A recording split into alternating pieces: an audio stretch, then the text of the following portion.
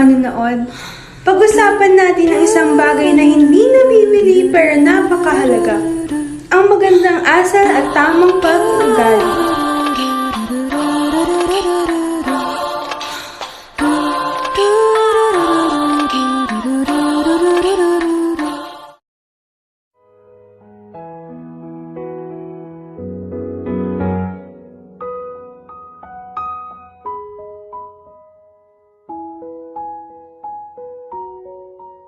Sa paaralan, kailangan natin ipakita ang tamang pag-uugali at respeto sa kapwa.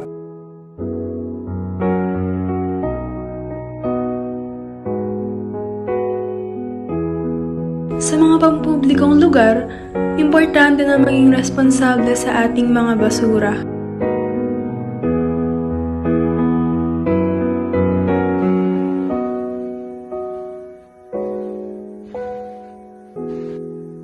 Ugaliing magdasal muna bago kumain upang galangin ang pagkain.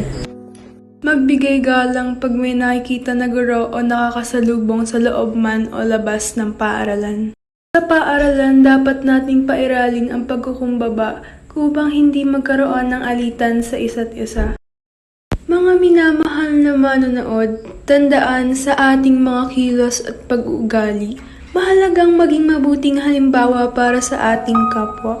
Dahil ang tamang pag-uugali ay nagbubuklod sa ating mga tao at nagpapalakas sa ating mga samahan, kaya tayo'y magtulungan. Bagamat maliit na bagay ito, malaking bentahe pagdating sa ating buhay. Mula sa inyong mga kaibigan sa programa, kami ay nagpapasalamat sa inyong panonood at pagtangkilik. Magandang gawi, Pilipinas!